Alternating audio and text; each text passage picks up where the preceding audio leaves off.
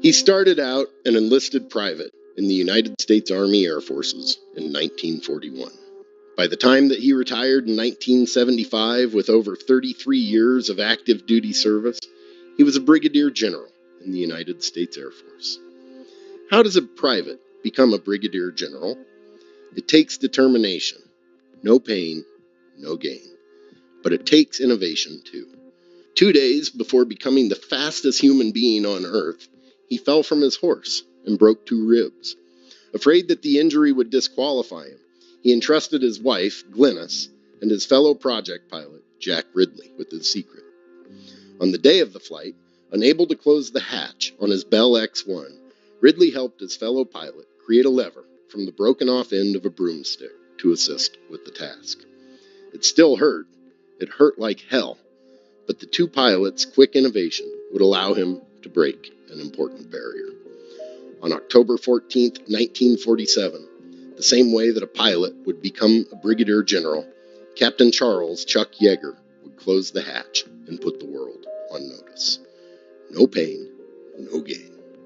That's how a private becomes a brigadier general. That's how a hatch gets closed with the broken end of a broomstick. That's how we discover the boom that comes along with breaking the sound barrier. And that's how a newly created branch of service, less than 1 month old, puts the world on notice. We aren't just here to defend. We're here to innovate.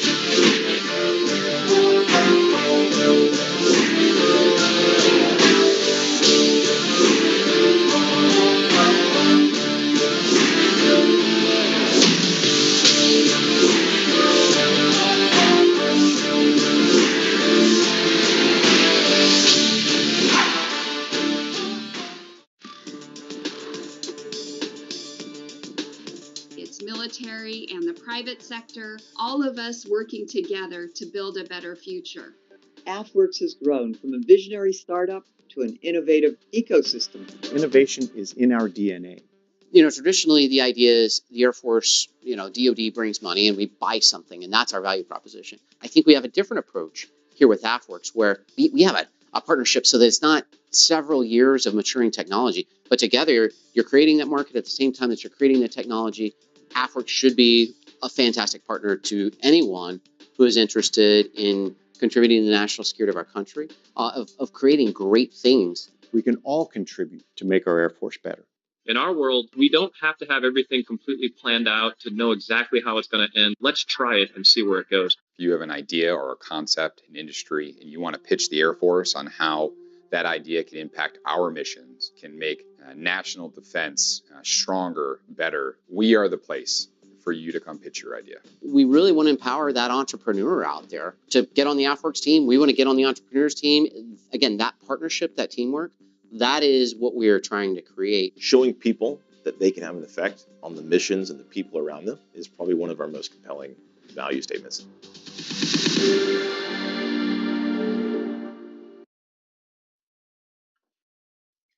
Good afternoon, and thank you all for joining us. Probably morning for some of you out on the West Coast there.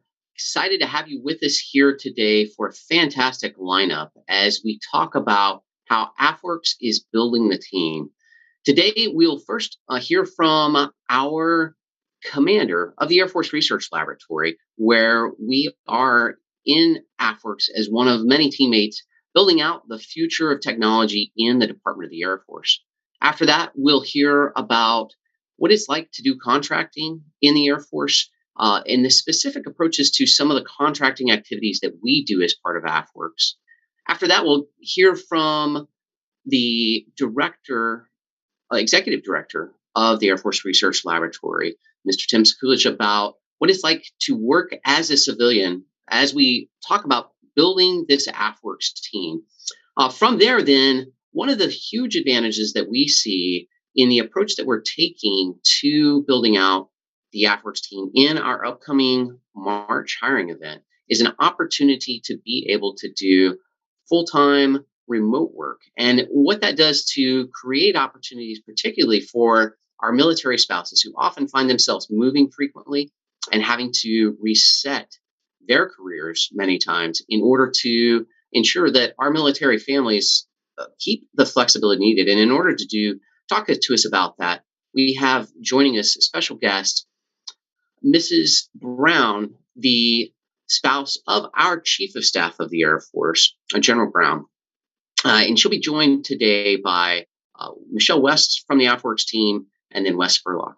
And then we're going to leave a good amount of time at the end to answer your questions. And so to that point, for those of you who are dialed on with us in Zoom, and in particular those that are on the YouTube channel, please feel free to start posting those questions that you have. Please let us know the areas where you have questions as you learn what it looks like to join the AFWERX team. So first up, we've got Major General Pringle to talk to us about the phenomenal things that the Air Force Research Laboratory is doing. Major General Pringle is the commander of the Air Force Research Laboratory, based out of Dayton, Ohio, but with locations in multiple places across the country. She is our Department of the Air Force Technology Executive Officer, supporting both the U.S. Air Force and the Space Force in leading $3 billion in science, technology, and innovation to accelerate the discovery and development of solutions for our airmen and our guardians, and building the plans necessary to build out that portfolio, taking risks, solving problems across the 6,000-member government workforce in the organization. She previously has been the Director of Strategic Plans under the Deputy Chief of Staff for Plans and Programs at the Headquarters Air Force. She has a Bachelor of Science in Human Factors from the Air Force Academy and both a Master of Arts in Engineering Psychology and a PhD from the University of Illinois, Urbana-Champaign. General Pringle, ma'am, thank you so much for joining us, and please tell us about some of the exciting things that continue to happen day by day in the Air Force Research Laboratory. Hey, thanks for having me, Colonel Diller. Nate, it's great to be a part of this event, and I'll tell you, there's nothing I love more than accelerating science and technology, but in a close second to that, it's building the best team. So I'm really excited to be a part of this event today, building the best team. There's so much talent out there, amazing expertise, experiences, team players who solve tough problems, people who are dedicated and selfless and live by our core values, and they really know how to multitask. So I'm excited by this approach that the AFWERX team is taking in their hiring, and that they're looking harder than they ever have before, because that great talent has always been there right in front of our noses. And as a mom and a spouse myself, I'm really grateful to teams like AFWERX who are taking this innovative approach.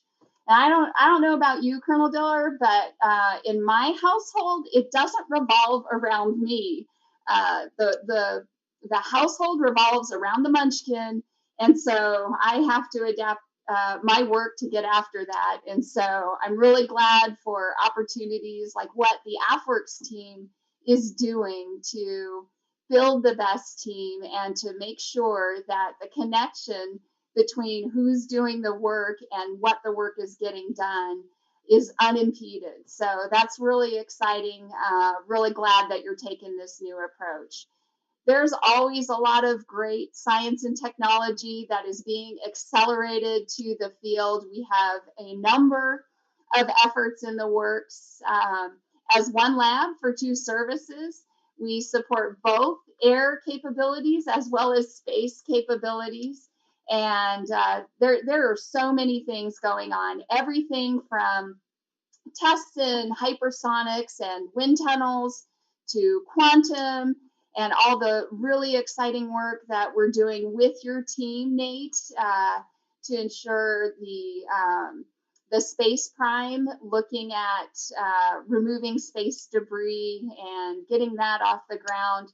Just the world's our oyster. It couldn't be a better time to be a part of the AFWERX team. We love having you as part of our AFRL family, and I know to the audience who's out there, they will enjoy being a part of this team as well. It's just a really exciting time to be here, and the work couldn't be more flexible than it is right now to support the demands of your household. So thanks so much for having me here today. I wish you a lot of success in your hiring event. Good luck to all the viewers out there. You're going to love it. And one more special shout out to the First Lady of the Air Force, Mrs. Brown.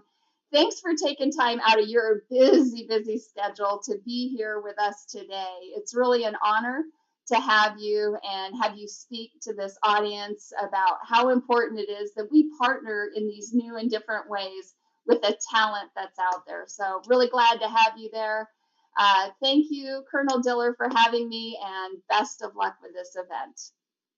General Pringle, thank you so much for the fantastic support that you provide for AFWERX. And as you said, it's an exciting time. We just closed out our Orbital Prime today, had a 293 companies saying they want to join the AFRL team. So it's fascinating things that are happening. And thank you for your support, man.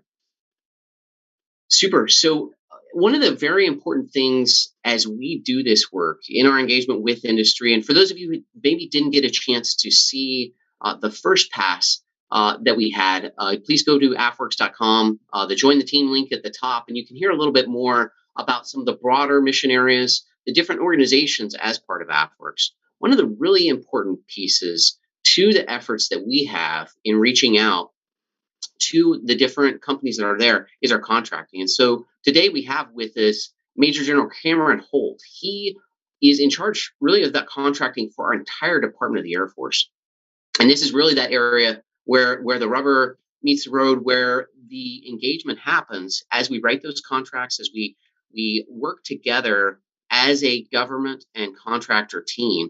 And I know General Holt has a really great passion for this particular work that happens, passion for the role that this has in the very complex strategic environment that we are living in today.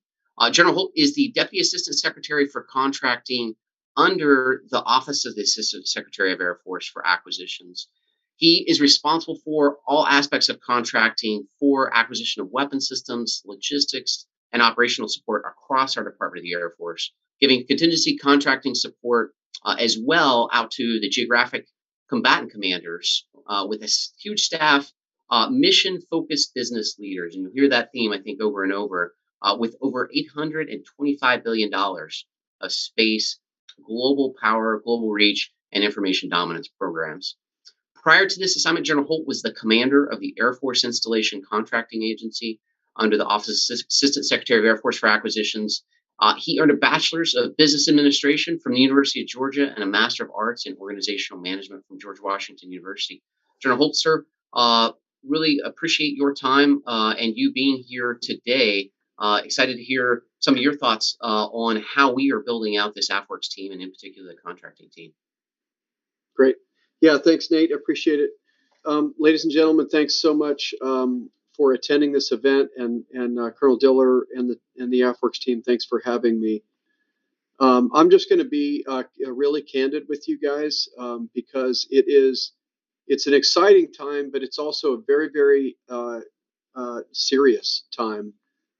I would say in our national security, where we have challenges from China and Russia, obviously in the news.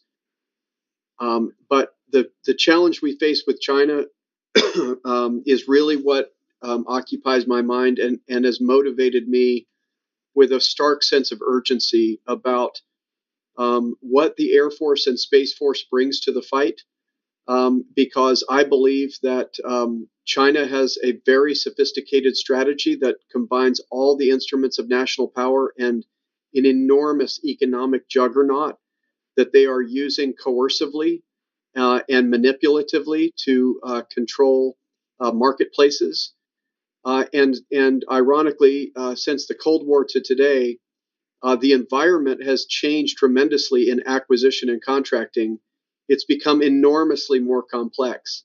And yet, in the 1980s, when our current antiquated Cold War system was created for contracting, and then for resourcing, that dates back to the early 60s, believe it or not.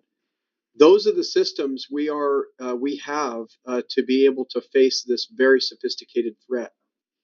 And as China looks at combining all those instruments of national power with principally their economic advantages, they've figured out that they can not just steal intellectual property from the United States, they can actually buy it, and cheap. And so, in many cases, they will take young startup companies that are very innovative in the United States, and they will invest amounts in them, take the intellectual property, give it to Chinese firms, and then squeeze the U.S. Out of the marketplace and out of that technology area, while making sure that the founder of a company is rich for the rest of their lives. They're putting countries and businesses under enormous coercive control, under Belt and Road. From a country perspective, 150 nations now in catastrophic debt to China. And many of those projects also have military implications to them. In the 1980s, if you were to ask, where is the state-of-the-art technology being done? Almost everybody would say, well, of course, you mean besides the military? Because the military, of course, is where all the state-of-the-art's done. Today, nobody would even think of the military as the state-of-the-art anymore. In very narrow ways would we be considered that. And in fact, the research and development dollars in America reflect that too. In the 1980s, 80% of the research and development dollars in America, for all purposes, were all military related in some way. And today, it's exactly the opposite, where 80% of the R&D dollars in America have nothing to do with military technologies and have everything to do with commercial technologies. Some of the best engineering talent used to all go to the defense industry, and now we see that it goes to Apple or Google or, God forbid, TikTok. And so it is a very serious time in our history, and the security threats that we face are very stark. And some of these young startup companies that some of them wouldn't dream of doing business with the DoD. Some of them would like to do business with us, but they don't know how. And some of them don't have any idea what kind of sophisticated threat that we face from China. And they find it much easier to do business with China than they do to do business with us in the DoD. And so the last 4 years, I've been leading something called mission-focused business leadership, where we change our contracting focus away from contracting as the end state or compliance as the end state. And we have literally cut loose 8,000 contracting folks and asked them to turn their attention towards the mission and towards hacking our own system, using their extensive expertise in contracting to find new ways to innovate and to actually accelerate everything and lower the barriers to entry for non-traditional contractors, so we can start bringing America back together again and not just rely on this very small but capable cottage defense industry that we have since the 1980s to today. What you are considering joining in AFWERX, I would tell you, is one of our primary, and I will call it a weapon system, on the front lines with this fight with China, economically, technologically, informationally. I believe China thinks they can win without ever facing our military head to head. If we are going to have regain the advantage, I'll say, with China, we are going to have to face them in technology markets. We're going to have to face them in economic markets. We're going to have to bring together America again and deny them access to America's innovators and intellectual property. AFWERX is on the front lines of doing that. And if you join AFWERX, I can tell you, you're going to be joining a very exciting capability at a very exciting time. And that has come together with where we've been leading Air Force contracting in general, where I can tell you we're actually making the main workforce the cool kids. And AFWERX, myself and AQC and the contracting team has really partnered very strongly with Nate Diller and his AFWERX team to see if we can't combine our expertise to great effect. The other thing that we've been doing is we've been, as we change our role to business leaders and not just contracting officers, I've been retraining everybody who proves to me that they can be an unlimited warrant holder and a ninja in contracting. I've been sending them to UNC Keenan Flagler School of Business and starting to learn balance sheets and cash flow statements and income statements and venture capital and private equity. We've done education with industry opportunities where we send our contracting folks out to venture capital firms to learn how to do deals on the venture capital side and then take that knowledge back in to the Air Force.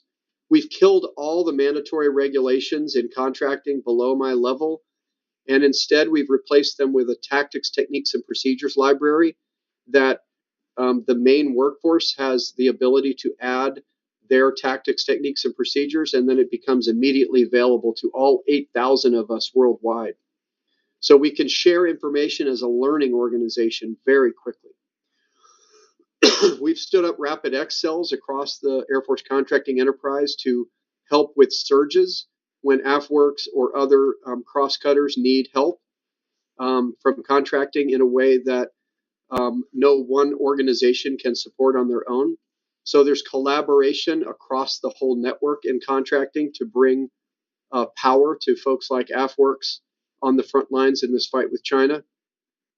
And I can tell you the work that we've done just with the SBIRS dollars that we have, and we've used SBIRS dollars in my view because it's the only dollars that are RDT&E money that don't have a program name on them. And we've used it to great effect in partnership with venture capital. And so now we've turned less than $1 billion of SBIRS money through contracts that we've written into the effect of almost $5 billion in effect when we put PEO money and venture capital money on top of the investment. So from a contracting perspective, if you're joining AFWERX and joining our Air Force contracting family of mission-focused business leaders, you're joining a networked collaborative learning organization that has put authority at the tactical edge and has taken all the shackles off, has put a blast shield in place at my level to make sure that the recrimination culture, when and if they come after you, will meet with me. And I will tear them limb from limb if what they have to say is unfair. And meanwhile, I'm asking all of our Air Force contracting ninjas to go after innovating. I don't care if we lose protests. I don't care if something goes wrong and there's a hit piece in the Washington Post. In short, we do not fear the DC recrimination culture more than we fear China taking away the unalienable rights of our children. And it is time that we start to get bold and lead bold. And starting with contracting, if that's where we start, that is our focus. That comes together in AFWERX in very, very exciting ways. Just in AFVentures alone, I reported to you that we've been able to do that, but I also got to tell you, well over 1,000 contractors are now doing business with the Air Force who have never done government business before. And so this model of effectively pulling in commercial innovators and dual-use technology is working. From here, though, we have plans to make this extraordinarily more exciting over time and more impactful over time. And so as we start to think through the future of how could you do this better? How could we emulate like an InQtel model? How could we maybe even leverage direct loan dollars in addition to straight contracting? And so as a business leader for AFWERX, you will be teaming with some of the most creative minds that we have across the Air Force network against a mission that puts you right up front in the fight with China.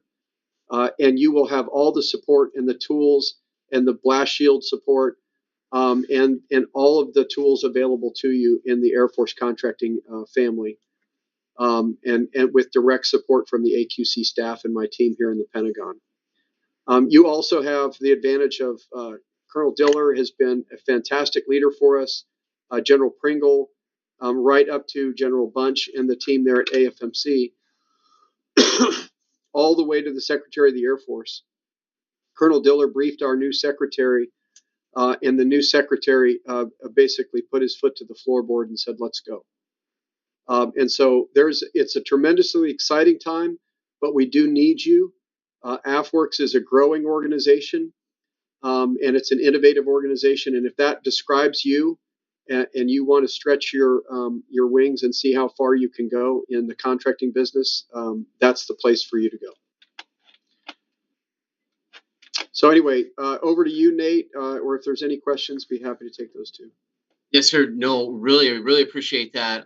Again, that strategic background is fantastic. And, sir, the support that you have shown AFWERX, the fantastic leadership to really unleash what's possible with contracting is great. We'll turn over now. General Holt, thanks so much for your time and for your leadership. We'll turn over now to Mr. Sekulich, our executive director in AFRL. Mr. Sekulich, so he is the head of the civilian workforce there as the senior executive service executive director for the Air Force Research Laboratory, assistant to the commander and that senior civilian executive managing the Air Force's $3 billion of S&T. He's got a phenomenal background, starting out at the Air Force Academy, went right to graduate school at North Carolina State University in applied mathematics, and then going across a phenomenal active duty career in technical and a variety of different leadership positions in operations research, logistics, international security cooperation, science and technology programs.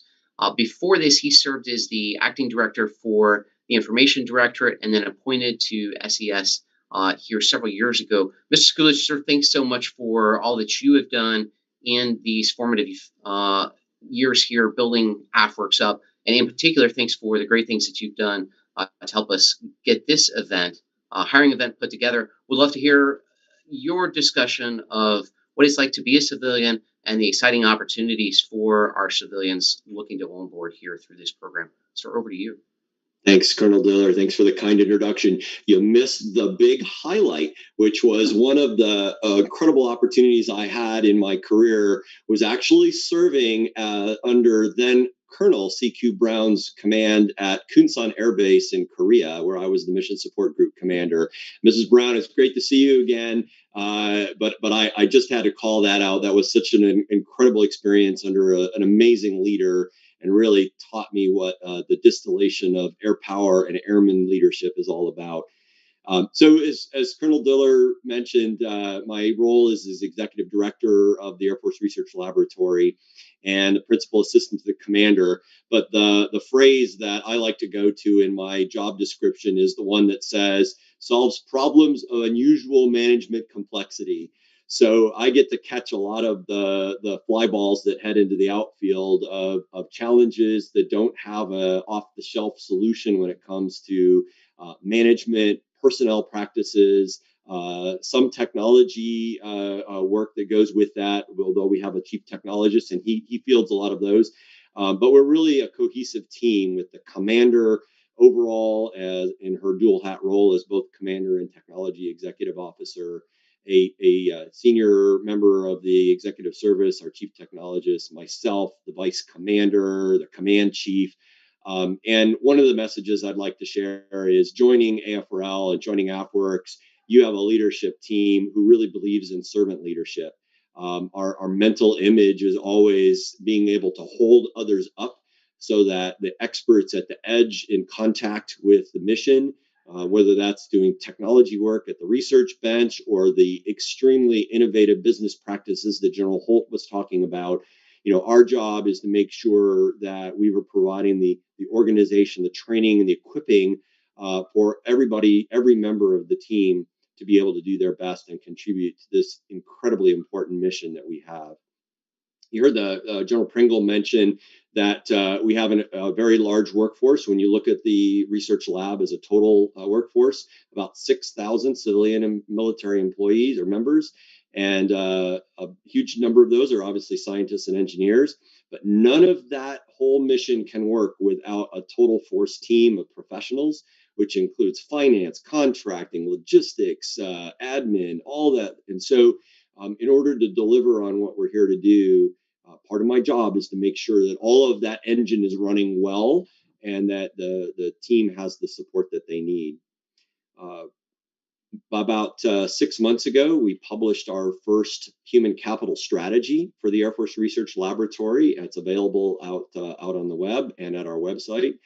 And we realized that the same imperatives that you heard about, particularly from General Holt, about the competition, the strategic competition we're in, also applies to a competition for talent. So not only do we have peer competitors out in the world trying to capture talent to support their strategic priorities, there's also a competition for talent right here domestically between government and industry, the private sector, academia, because the demands are high and the opportunities are also high. So one of the things that we put emphasis on last year was restructuring our approach to the whole of human capital. And what does that mean in terms of this particular mission opportunity? AFWERX is pretty exciting. And it's pushing the envelope, not just in terms of how we work with the commercial sector, but how we actually do business internally. And that includes how we recruit, acquire, and develop the human capital talent that we need to do this mission. And part of my job, working with Colonel Diller and the leadership team at AFWERX, is to break down barriers to innovation in those practices as well. And that's so important in this competition for talent, because what we really need is a workforce that brings diverse perspectives of experience and expertise, diverse perspectives in backgrounds, because it sort of gives us two things. One is it gives us an engine of innovation. The research proves that diverse teams will outperform a homogeneous team every time. And so diversity has a mission value to it. The second thing is diversity is about representing the people we serve, which is the nation. And it's really important that when we have Americans out there, wherever they're coming from, that if they want to serve the United States and the capacity of working with the Air Force Research Laboratory and specifically within AFWERX, that we have open arms of opportunity for that to happen. And so when we look at our human capital and we look at talent and the competition for talent, we don't want to have any barrier to any talent that can come on board and help us tackle this mission. So that's a big part of my job as the executive lead for AFRL, supporting the commander, is working with every mission organization in the lab, whether they're doing bench level research or this highly innovative collaboration with the commercial sector, to make sure that we are being creative so that that talent can find its way to contributing to the mission. Colonel Diller mentioned that we have expanded our use of teleworking. I know a lot of the world has gone there, in part because of the pandemic kind of made that an imperative. And we are finding that that gives us an opportunity to be more inclusive in our talent outreach and opportunity to serve. I have personally approved more than 36 remote telework packages just in the short time that I have been here, which means these are folks that are either military spouses or even some that have spouses that have been moved in the private sector who want to continue serving in the laboratory. We're finding that there are many, many jobs that can be done from a remote location and still remain tightly connected with other team members, supported by their supervisor, and able to make high impact contributions to our mission. So anything that we can do to be creative, to enable that, I'm all in. And as I said, the whole culture of AFWERX, this team that you're seeking to join, is about bringing that creative, new ways of looking at problems, breaking down barriers, and it applies to everything we do. So there's as much about that is culture driven as there is with the specifics of the contracting world or how we do technology work or how we do some of our business processes inside the laboratory. And the other thing is just organizational flexibility. You know, some of us have grown up in an era where we had very hierarchical organizational structures, and those served us well at the time. But the world has changed to where we need a much more highly networked way of working. And so organizations, we don't want those to get in the way, and we want talent to be able to find its way to where the problems and needs are. So one of the things that AFWERX brings is a very highly networked culture and way of operating where people can connect laterally and are not encumbered by hierarchy. And so that's pretty exciting. And I think, as you heard General Holt's call to action there, is we need everybody to be pulling fully on how we break down those barriers and make a difference. I'm driven by a sense of purpose. My whole career, both military active duty and now as a civilian, has been driven by a sense of purpose. And working as a civilian in the laboratory is just as much about being an airman or a guardian for our Department of the Air Force as wearing a uniform. The people that constitute our workforce get it. We know why we're here. We know airmen and guardian are depending on us to have their back from a scientific and technical and innovation standpoint. We take that really seriously. And being around people like that as a civilian is so amazing. You just feel proud of coming to work every day. There are a few days here and there where maybe there's a few challenges that are a little bit less exciting.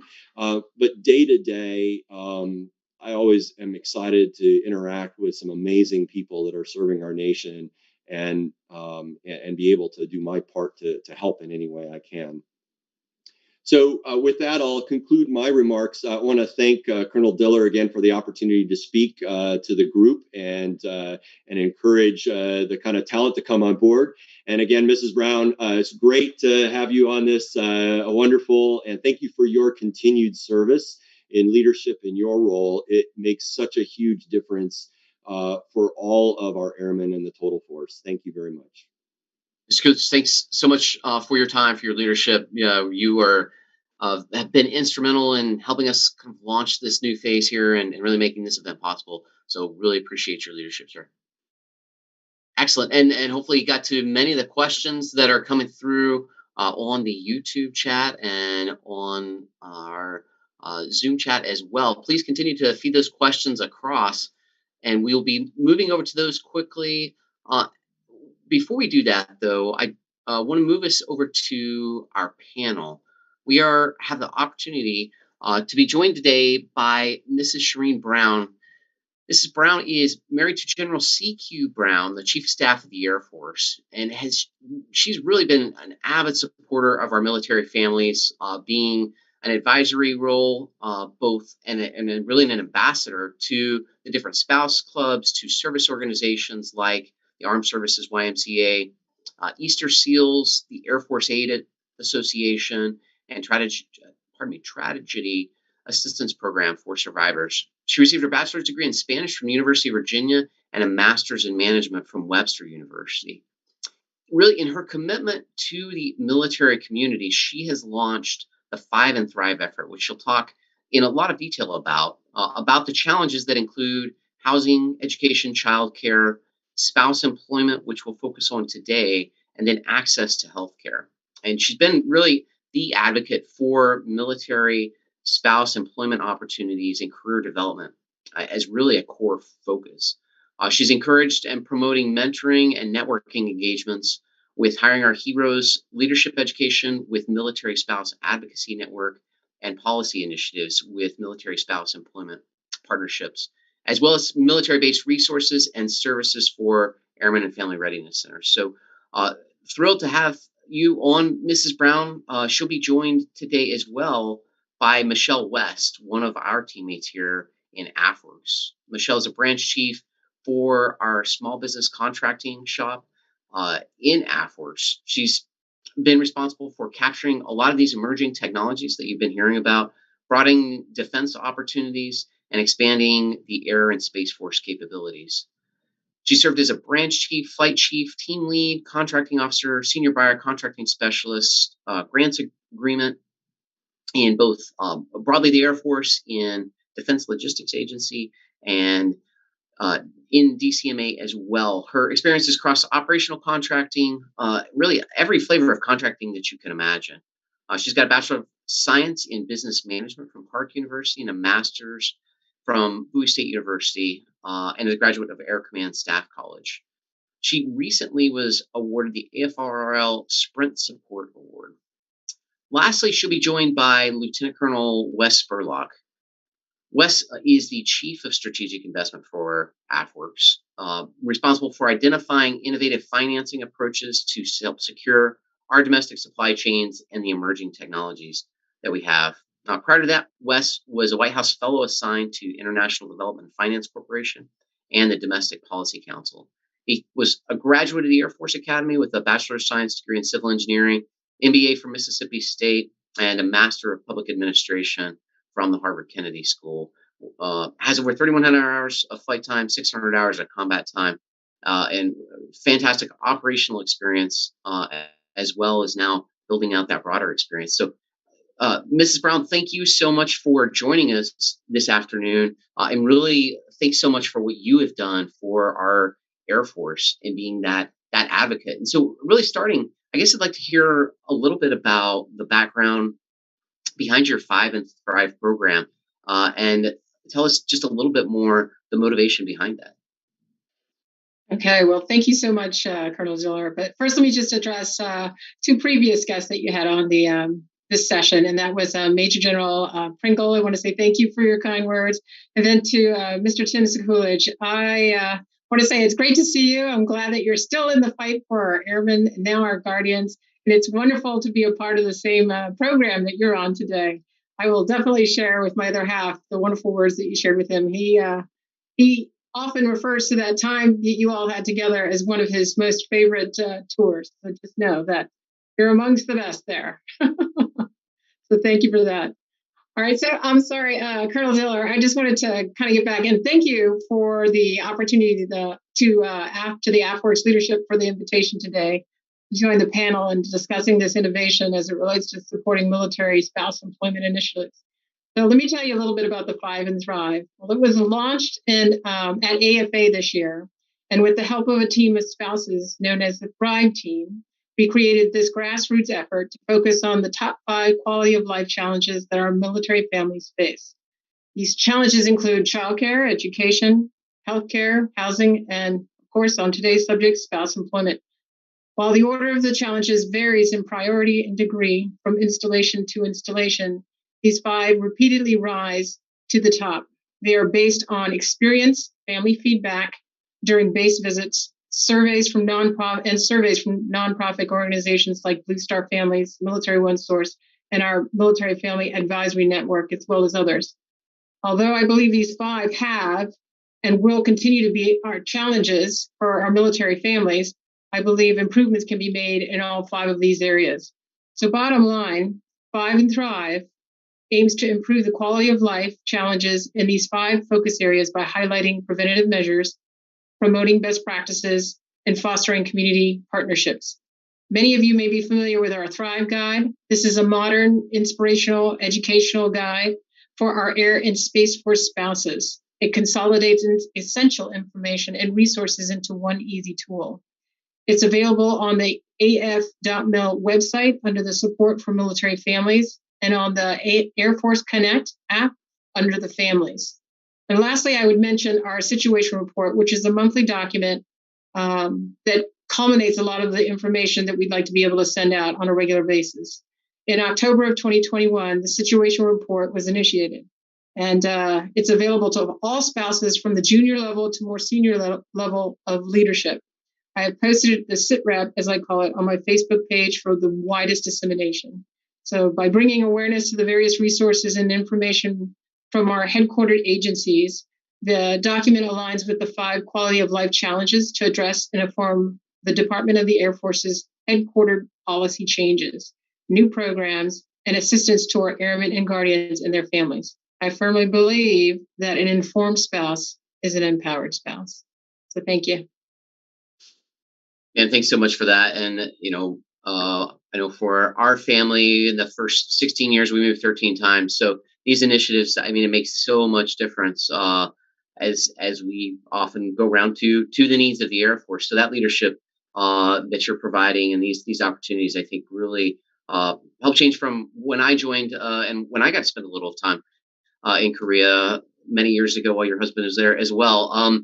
Wes, I'd like to go over to you and hear a little bit about what drove you to put forward some of the initiatives that you did for this in particular, and the work that you did while you were over at the White House to kind of address some of these challenges, as well as your own personal experiences there with your family. Well, thank you, sir, and thank you, Mrs. Brown, for joining us today. It's definitely an important topic, and I'm glad to get an opportunity to speak about it.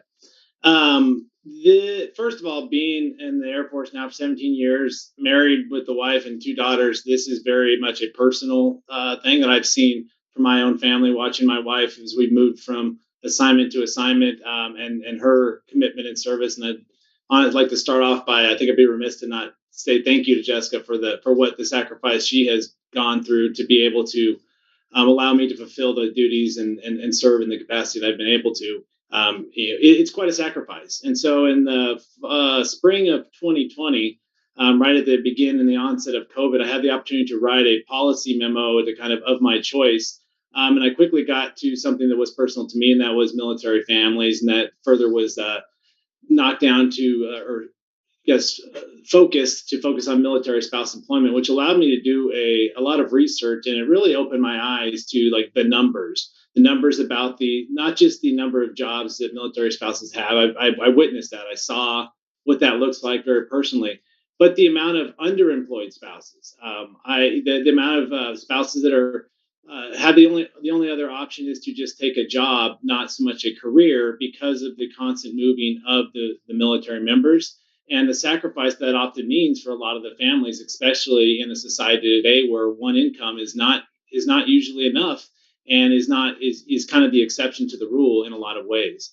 Through that research, I understood that the most underemployed demographic in our society, military spouses, and that really stood out to me because I've met these spouses. I was a squadron commander at the time, and we had a lot of families moving to the squadron.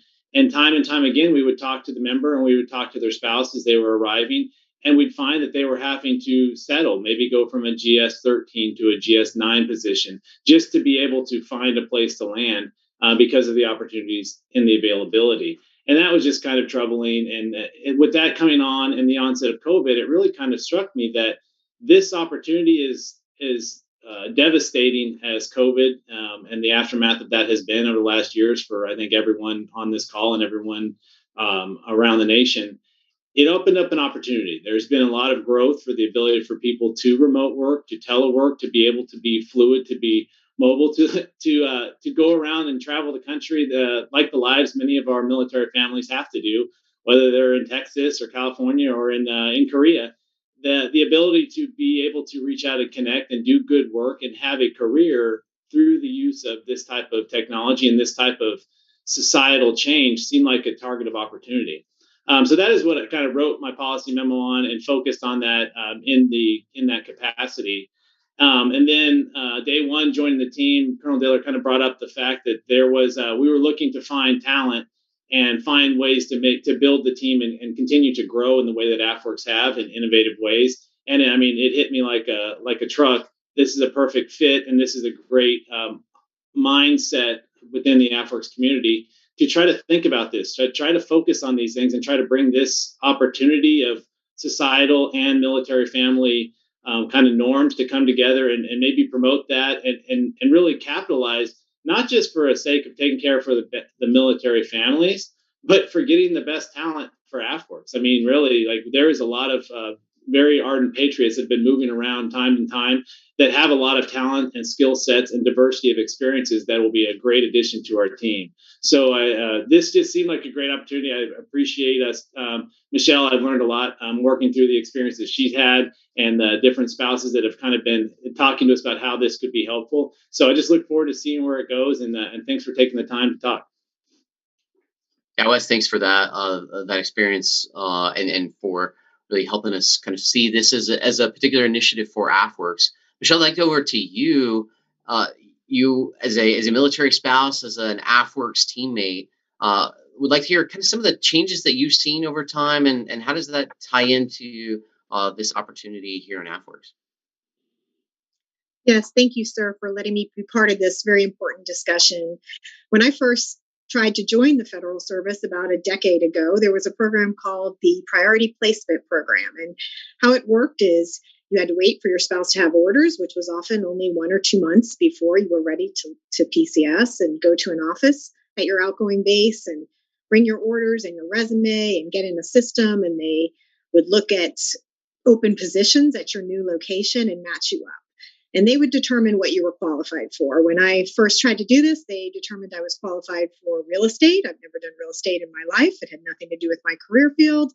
And if I was matched into a job that they determined I was qualified for, maybe it's not what I'm tracking for my professional development, maybe not at the grade that I want. If I did not accept, I was removed from the program. The new program, the Military Spouse Preference Program, allows you to go into USA Jobs and search that career field that you're trying to build, that grade that you're willing to accept, that location that you're targeting. And if it has the military spouse icon, it's a green icon with 2 rings, then you can apply under that and take advantage of those opportunities. And it puts spouses back in the driver's seat.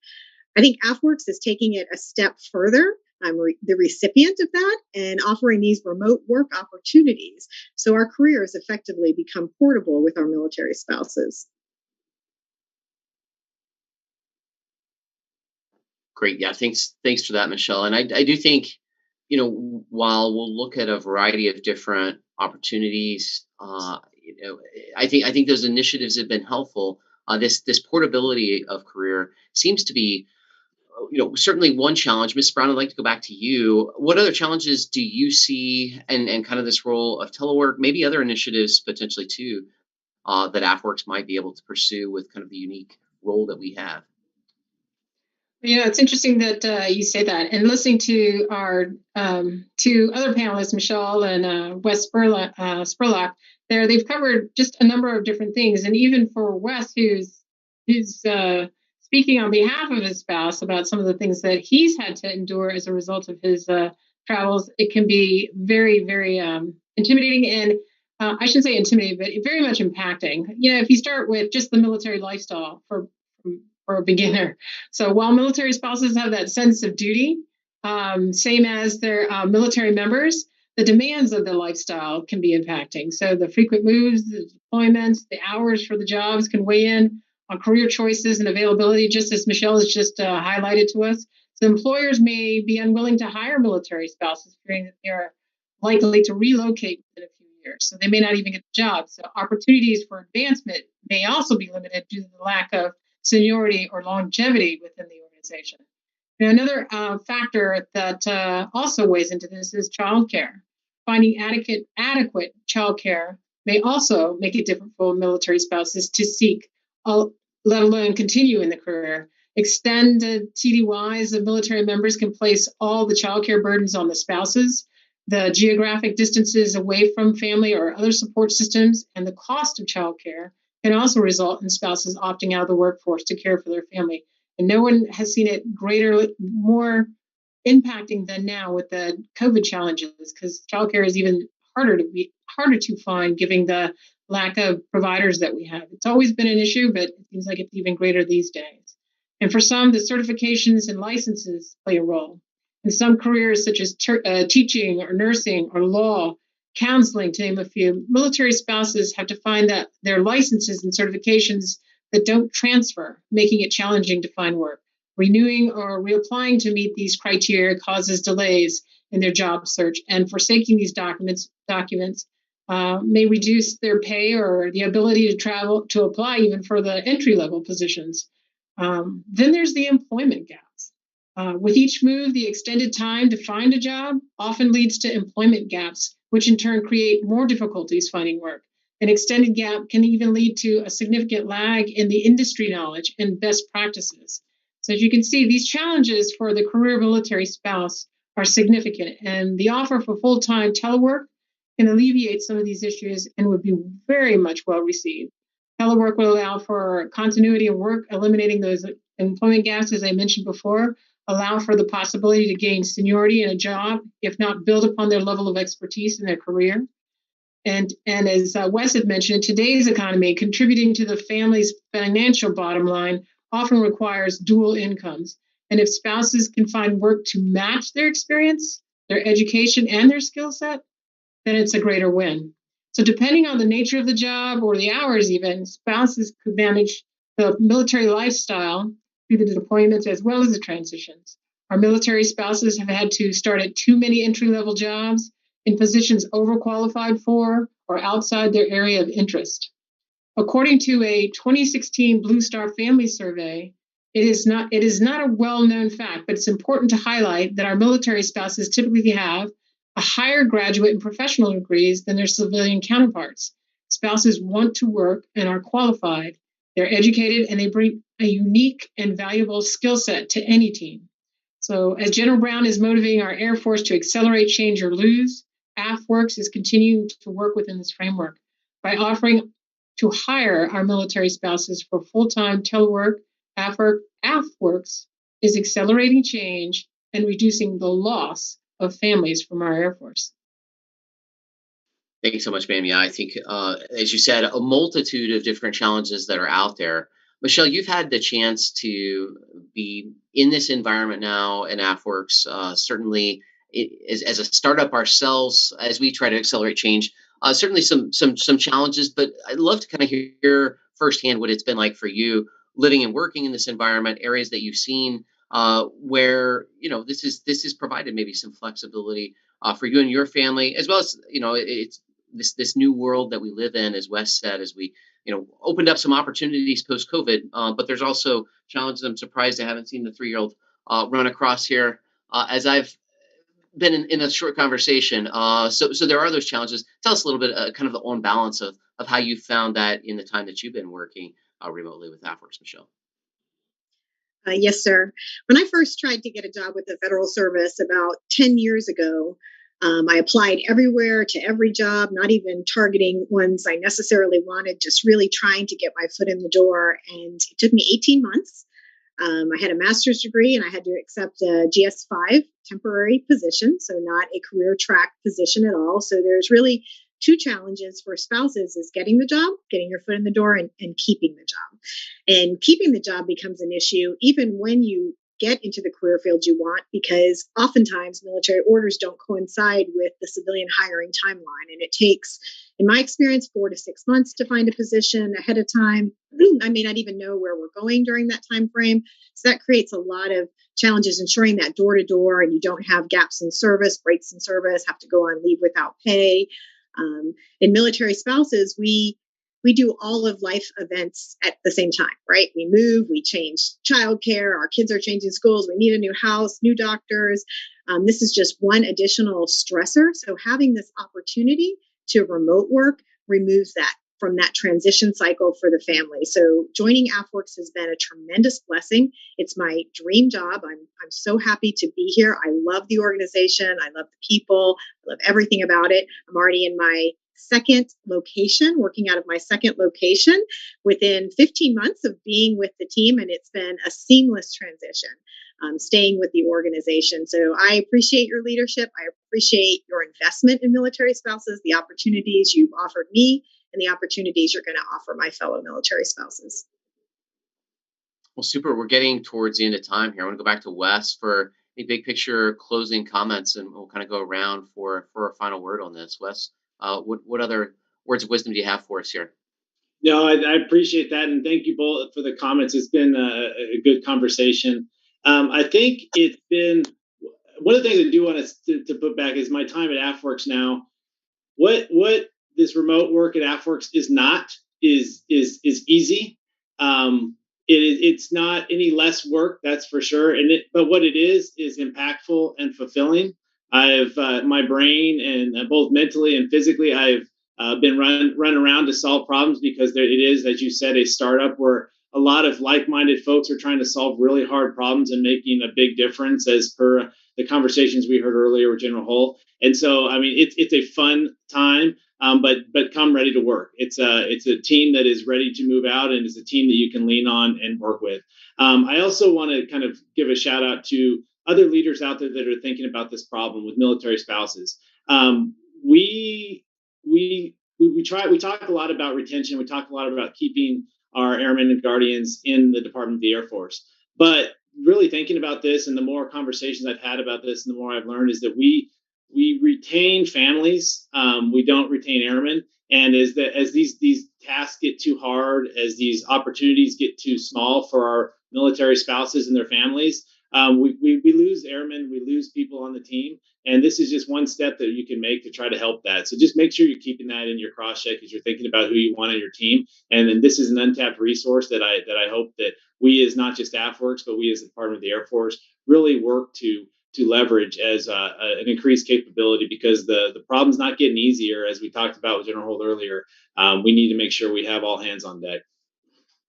Excellent. Yeah, fantastic points. And I think there's really, we see this a bit as a pilot that has the potential to grow into other organizations. Hopefully can get some good lessons learned that can broaden this out. Michelle, other final comments that you'd like to add?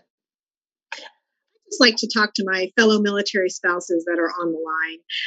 I see you, I hear you, I know all of the challenges that you face every single day. I appreciate everything you do for our service. All of the positions that are open in contracting live within my branch, and I'd love to have you join my team. Over. Yeah, and we can't say enough good things about the important work that the contracting team is doing. As you all know, that is one of the priorities for this next round of hiring. You're going to join a phenomenal team with phenomenal leaders in that contracting team if you were lucky enough to get to be part of it. So, Michelle, thanks for your leadership of that team. Mrs. Brown, ma'am, thank you so much. Over to you for a final word here. All right. Well, listen, thanks so much. By hosting this forum, AFWERX is facilitating an important conversation, I think, on the challenges of military spouses that continue to face in the workplace, both in terms of unemployment and underemployment. So AFWERX has led our nation in innovating and developing cutting-edge technologies, and is now extending that legacy of innovation to support spouse employment, which is great. Military spouses are innovative. They are creative problem solvers. And as I said earlier, let's not forget, military spouses are already part of the team. They share the same sense of duty and service that our military members do. So while AFWERX is known for its innovative thinking and products, this new endeavor to hire military spouses for full-time telework aligns with its culture and core. As COVID has spawned and forced catalytic change, I applaud AFWERX to continue to be the leader and motivate other organizations and agencies to be the new normal in hiring practices. Military spouses want to see our military and airmen succeed, sometimes at the expense of their own professional goals and career ambitions. This forum and AFWERX creative initiatives to hire military spouses are addressing a decades-old challenge and sets the scene to think differently. Thank you for this opportunity to come together and consider the hidden gem of the military spouse and promote the portable jobs for our military spouses. Thank you. Well, ma'am, thank you so much. I think you said it best. Certainly I can say the same of my own military spouse.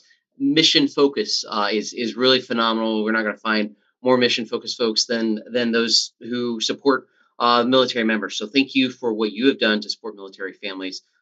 Certainly thank you to your entire family for the leadership of our Air Force, and we look forward to this particular effort and hopefully growing it beyond that. So thank you all for the time here. Really appreciate it. All right, we'll transition over now. I know there's been some phenomenal questions coming across the Q&A. We've got our different organizational leads here across the entire AFWERX leadership team. For those of you who didn't get a chance to see the introduction for that team that we did during our first hiring AMA, I welcome you to go to AFWERX.com. At the homepage there, you can click on the Join the Team link, and you'll see both this video as well as the one done last time, giving you a little bit of an introduction of the different types of organizations we have internal to AFWERX and the overall mission that you clearly got a chance to look at here today. So joining me for this next open Q&A session will be Colonel Select. He's a lieutenant colonel, but very soon we'll be pinning that bird on Martin Salinas as our Chief Operating Officer. He is also the AFWERX Austin Hub Lead. Riddler, if you can, give us a little bit of sense of the questions that are out there, and let's get the experts on to start getting those answers back to the excellent candidates ready to build our AFWERX team. Yes, sir. Thanks, Colonel Diller. A lot of great questions here. Some really good, I think, inquiries about the type of opportunities, how those opportunities will look. I think we're seeing, actually, there's a handful here I'll just look at from, what are the remote opportunities? And I would say, that is part of our intent here, right? Especially as we help out with the ability of our military spouses to kind of follow along and really work with AFWERX from pretty much anywhere around the United States. So just to answer that out to everybody, just lots of opportunity here. Some of it may depend. And with that, I'll turn over to some of our experts. So Ms. Tasha Clark, if you could come on and maybe with some help of Ms. Sarah French and Mr. Yosef Hassan on, what are the gamut of remote opportunities out there, and are there some points in which you may need to be local?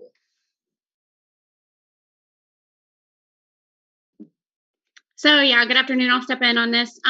So I do believe that we have remote opportunities throughout the entire program, right? So of course, it's going to be specific to each division and program that you come in for.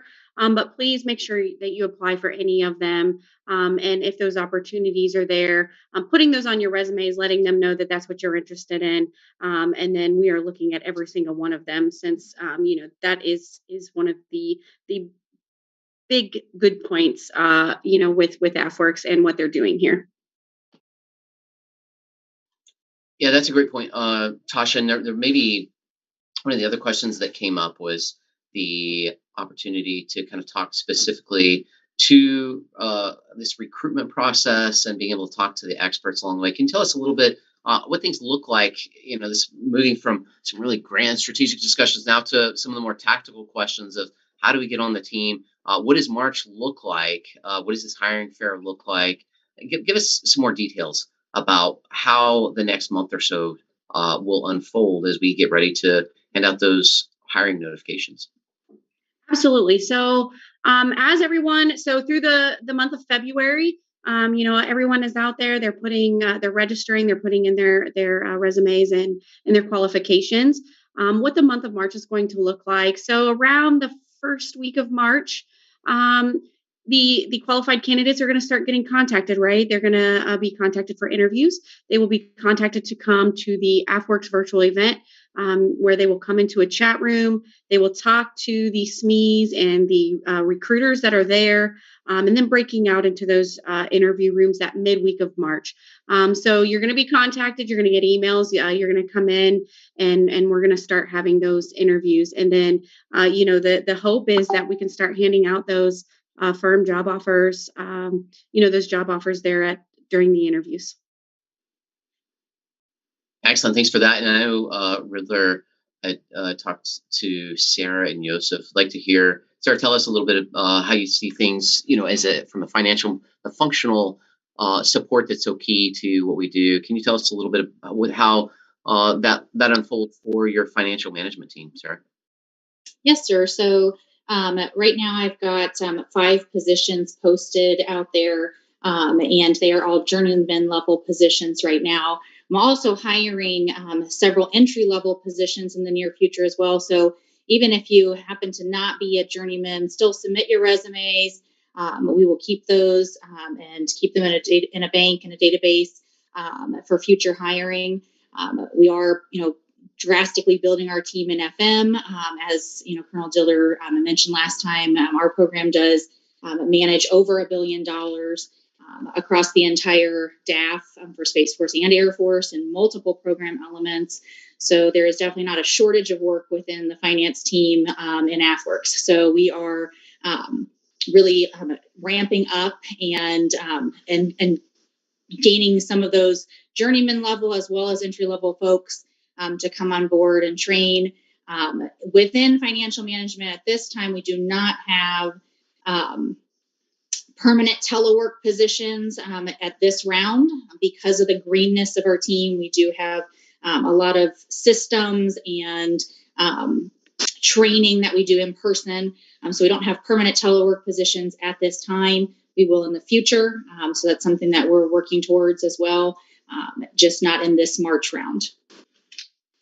Super, thanks for that, Sarah. Yes, I'd like to hear too some of the more specifics around the hiring for the contracting team.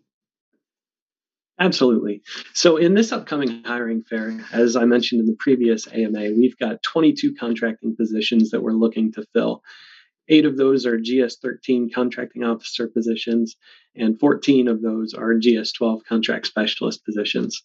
I would say that especially over the past year, if not more, we've really been leveraging the remote telework environment. We do contracting sprints where we work with contracting people across the Air Force, and all of those people are from various locations. And so we've really been looking to fine tune the tools that we use to execute contract actions across the United States, really. So we're really leaning forward. We've seen that this telework posture works for AFWERX, and we are leveraging a lot of efficiencies that come along with that. I will say that remote packages are approved on an individual basis right now, but we're very open to it, and we are passionate about leveraging the best talent, even if that's not in the local Dayton area. So I'm seeing another question here. Speaking of the different capabilities and backgrounds of some of the folks out there, one question brought up is somebody who's a DAF civilian in a 132 career field, who's obviously would love to have an opportunity to work with AFWERX. Well, they're asking, will there be opportunities to move to another career field or positions be coded to be filled by multiple fields? And I guess we'll aim that one over to Tasha. What are your thoughts on potentially, I guess, taking in folks who are in varying career fields that are not necessarily matched to what we're advertising?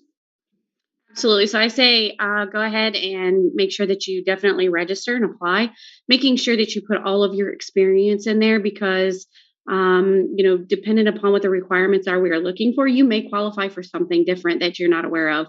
And then also, we are always advertising for other career fields as well. So making sure that you go out to AFWERX, and there's also AFWERX.com. There's a link out there where you can also submit your resume and show interest, and we can pull from there if we're pulling for those certain series as well.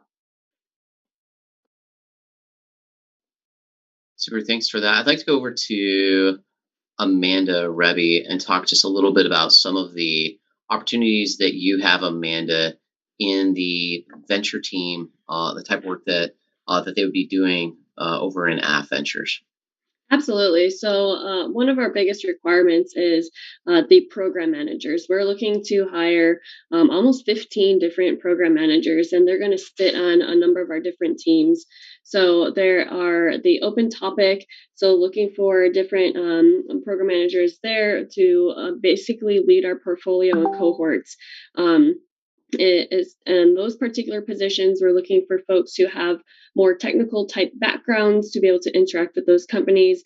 And on the phase 2 team, PMs that will help more on the transition side of the house, being able to work with those companies and helping craft strategies to be able to get those efforts to transition to phase 3s, as well as integration program managers.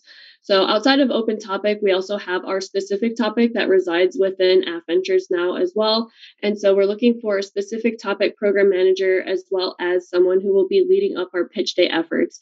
As we revitalize pitch days, this is going to be really central and key, and we need someone who is going to be able to put that together, those processes in place so that we can have a good strategy to be able to have in-person pitch days once again. We also are looking for a Space Force program manager who is going to be able to interact more on that space side and make sure that we are taking care of SpaceWorks and the different efforts and priorities that are existing on the Space Force side of the house. And then finally, we're looking for marketing and commercialization type program managers who will be able to help with our engagements team, go after diversity and inclusion type efforts, be able to interact and be the face of AF Ventures out with not just commercial industry, but also with government users. Thanks, Amanda. So some other questions here, a little more on the active duty side, are asking what other opportunities are there? Granted, the focus here for this panel is mostly on civilian opportunities, but interesting question about the different opportunities that may be out there for active duty folks to join the team. I'll throw this question over to Major Steve Lawver or Garrett Custins. I think they're sharing a channel. Over to you to tackle the pathways to AFWERX. Yes, sir. Well, I'll add that Steve just stepped out for a speaking event, so you're stuck with me for now. So I'll just talk through some of the programs that, and Riddler, if you could correct me if I'm wrong, are you talking about some of the short-term stuff that people can engage with now? Yeah, hey, great question. I think as folks are watching this, they're getting really excited about joining the AFWERX team. This is definitely focused towards our civilians, government civilians, and our spouses. But have some active duty folks out there asking some of those questions. I know there's multiple pathways. For example, most of what we do is through Talent Marketplace. So as those opportunities come open, people will see it. But I know over on the Spark side, there are multiple ways for people to get involved, even if it's not through a specific assignment. Yes, sir. Absolutely. So that's actually one of the best places to get involved and get involved early. If you're looking to get hired at AFWERX, I think if you're looking to get hired anywhere, one of the best things you can do is have a lot of exposure to that organization. So there's some programs that we have within AFWERX where you can get involved with now in your current role, whether you're active duty, enlisted officer, civilian. We even have some guardsmen and reservists participate in those programs. A lot of those exist within our development branch. So you're going to have DVP, so that's Defense Ventures Program. It's where you go work in an 8-week fellowship where you go work for a private company in the venture capital space or at a top tier VC-backed company. And then you come back to the federal government. You're going to have a lot of touch points with us throughout that program. You're not actually embedded in AFWERX in that program, but you're working with us on a daily basis. Then you've got the AFWERX Fellowship, which is probably the best opportunity to get involved now. I think we've got about 40 fellows in this current cohort, where it's a 5-month program with about 70 to 75% on average, somewhere in that range, of fellows participate full-time, and some fellows participate part-time. And that's where you come into AFWERX and you actually work on a program. So different teams handle that in different ways. Some teams have you work on individual programs where they need some additional support. Then you've got other programs where AFWERX is looking to stand up and establish new programs. So, for example, we're looking to build out some programs here in Spark, and we've got 4 of those fellows working to help us build out something that doesn't presently exist. And we're working with them on a daily basis. We text at night. I mean, it's a lot of fun. People work on stuff they're passionate about. Then we've also got design warfare training where you go to a 4-week fellowship. So there's a lot of training opportunities that can A, make you a better innovator in the Air Force today, and B, get involved with AFWERX. So hopefully that scratches the itch for you, sir. That's great. Yeah, thanks a lot, Garrett. There are many opportunities, as well we're going to be running an internship program for the Air Force ROTC, as well as for the Air Force Academy. One of our interns in the Air Force Academy over the last couple of years in the Agility Prime program is now one of the key finalists in the Spark tank program. So as Garrett said, there's a lot of early opportunities to touch AFWERX if you are already part of the federal government. And then for those who are not, this really is kind of that chance to jump right in. I want to bring on as well, one of the key divisions that really provides the enterprise support, making sure that we have really the best IT infrastructure that I think you might find in the federal government is Sean Gibbons. Dr. Gibbons runs our operations support division. One of the questions that was out there is what are the opportunities for data analysts? And, please feel free to talk about some of the other areas, Sean, where you're going to be doing some hiring. Sir, that's a great question. I guess in particular to data analytics, one of our teams inside of operations is focused on innovation theory and research and applying that to our strategy as we move forward, especially whether it's internal investment or external investment. And a key aspect of that is being able to have a data analytics cell that can actually pull in a lot of the information from across a lot of different sources. This is a really active area with a lot of groups really trying to, tackle the big data problem. So as we go into the into the hiring fair, we have one position that's specifically focused on being able to merge our plans and programs with data analytics. So we're looking for one now in that position. But as we go forward in the future, we're going to be expanding that area and trying to bring on more folks with that background. Super. Yeah, as you said, this is really the key on this data analytics side, is making sure that we have a way of providing the feedback. How is the organization performing with respect to the mission, with our touch points to industry, and that data analytics team is really fantastic. In the last AMA, I got to meet Dr. Vollmer, just at Stanford, who's joined AFWERX and been providing some great leadership there. So building out the rest of that enterprise team is going to be essential. And obviously, Sean has been providing phenomenal leadership for that team as we've gone on. So great. Thanks for that, Sean. Riddler, back over to you. Thanks, yes, sir. Thanks. So on the area of level of experience, Tasha, what can we expect for those who are starting to apply? Are we having, how many entry level or kind of mid-level expertise are we looking for there? So currently we're looking anywhere between 50 to 60. That's going to be a combination of mid-level versus entry level coming in. So I would say a nice handful or two of entry level, and then the rest would be mid-level. Yeah, thanks for that. And that said, I do want to be very clear that we, as we look to continue to build that team, in many cases we're kind of building out the branch positions so that we can continue to build out some of those entry level spots as well. So I think that's really important. Another piece, again, that I want to be very clear on is that AFWERX is a department of the Air Force activity, both supporting the Air Force and the Space Force. And I'll get Rock McMillan to come on here and tell us a little bit about some of the hiring and some of the areas where SpaceWorks in particular is touching. So Rock is the director of SpaceWorks.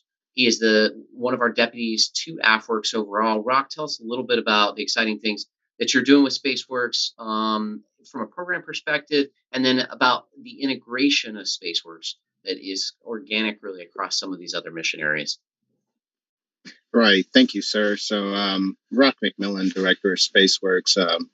As some of you may know, SpaceWorks is a brand new organization that stood up back in August 2021 officially. So as a new organization, of course, we're looking to bring on the best talent to really get after new space technology to inform the pivot of our space architecture as we stand up a brand new United States Space Force as well. So with that, we're looking for program managers and engineers to come and join our team. Orbital Prime, which was our recent effort announced in November 4th of 2021. We're looking to build that team with PMs and engineers to get after delivering an on-orbit active debris remediation demonstration within a 2 to 4 year period. So definitely looking for the brightest minds within the workforce to come and join our team to really get after something that is dear to not only our senior leaders, but to the global commons as well. So what an exciting time to be part of the SpaceWorks team. I hope that we can get others to join us. And as you know, we have other divisions very similar to AFWERX, and we interlay with AFWERX and all the great stuff that's going on with AFWERX. Our Ventures and Spark teams will look to hire as well. As Amanda Rebby mentioned earlier, we are looking for a PM to come on and manage the SBIR portfolio for the SpaceWorks team with that. So, Colonel Diller, back to you. Yeah, super. Thanks for that, Rock. I mean, really exciting stuff. I mean, this is pretty phenomenal to think about the work that SpaceWorks is doing, to think about going and cleaning up orbital debris. It's exciting stuff. Just today, as we mentioned, over 200 companies that are looking to be part of this initiative that SpaceWorks is leading, and really, that, like I said, that SpaceWorks team integrated across our 3 primary mission areas, with the Prime mission area, with Orbital Prime being part of that, across AFVentures, the Small Business Technology Transfer Program, the solicitation that closed today, and then the innovative things that are happening in the Guardian spectrum there as well. So that's a multiple opportunities to touch the exciting things that are happening in space. Riddler, back over to you. Sure, thanks. And so some great questions. Going back to that level of experience and maybe those opportunities that are going to be available in the future. We're always looking. We're always looking for talent in many different directions. Tasha, can you answer real quick about any opportunities for recent graduates, even within AFWERX that are similar to the PAQ program that supported people seeking to get their master's degree in the future? Absolutely. So there will definitely be some future opportunities for those types of students coming in and being able to participate in those programs. Currently, with the hiring event, I don't think we're bringing any on this summer, but definitely future opportunities for those. Great, thanks. Yeah, and thanks for that, Tasha. I mean, we really see this March event. In AFWERX, we experiment when we try. We kind of build these hypotheses, test them, and then look to scale them. And so we certainly, depending on this potential, we kind of try to keep this scoped to a particular direction. One of the great things about being here in AFRL is those opportunities where you can go on to earn first bachelor's degree, but follow-on education that is paid for through the research laboratory. Going on to get master's degrees, going on to get PhDs. And so those opportunities for that follow-on education is really, it's exciting, and being able to use those tools across the full spectrum, those are things that as we continue to build out this program, we absolutely will take full advantage of. Further. Yeah, so a couple of great questions out there. People are following this on a couple of different streams. I think if you're following us on YouTube, you typically would ask for you guys to like and subscribe. I do recommend folks, if you'd like to stay in touch, stay in contact with the events that are happening and our future hiring opportunities, please follow us on LinkedIn. I believe for those on YouTube, there is actually a link below to how to keep touch with us. Also, to our AFWERX hiring sprint. You should see a registration opportunity into yellow, looking for where more information can be found.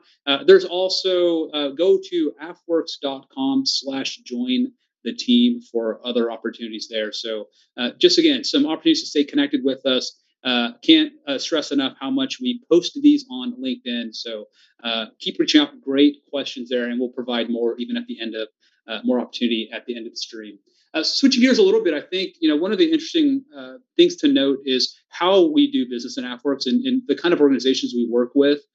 We had a great question here. I think during our stream we earlier discussed how we work with non-traditional contractors. And somebody asked the question of how do you define that non-traditional contractor? I'll point that over to Michelle West as my dog goes nuts here.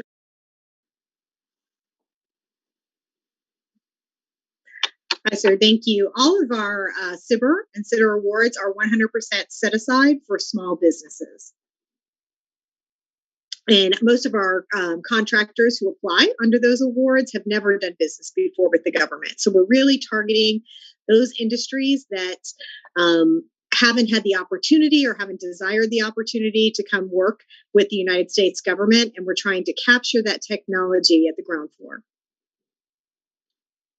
Yeah, Michelle, while you're on with this too, so thanks for that. There's the non-traditional customer part, and this is right. Those phenomenal companies that are out there. Tell us a little bit too, since you've experienced this. Some of the things, the non-traditional work approach, the things associated with locality pay, how that's worked for you. Give us a little bit of a sense of what that's looked like in your experience so far, and then we can follow some of those up as well. Sure. So your locality pay, if you are on a remote work package, which I am, your locality pay is based on where you physically are living and working out of your home. It's not based on the hub you support. I'm currently in the National Capital Region, and I support the Dayton hub, the contracting hub. So that's how your locality pay is set. As far as working virtually, we have great systems. COVID has helped us all kind of get smart really quick on different ways to do government business.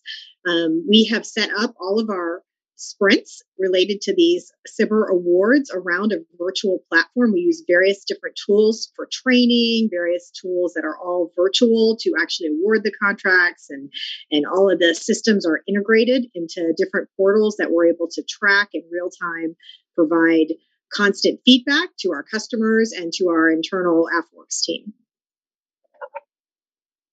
Super, thanks for that, Michelle.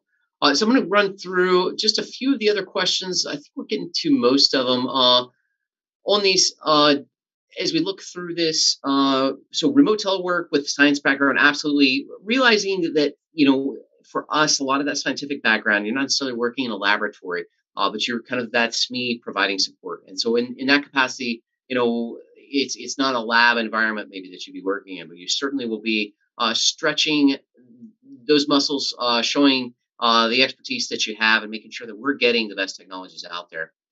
We certainly will be looking for those folks with prior background in S&T, potentially from AFRL, from the broader AQ acquisition community.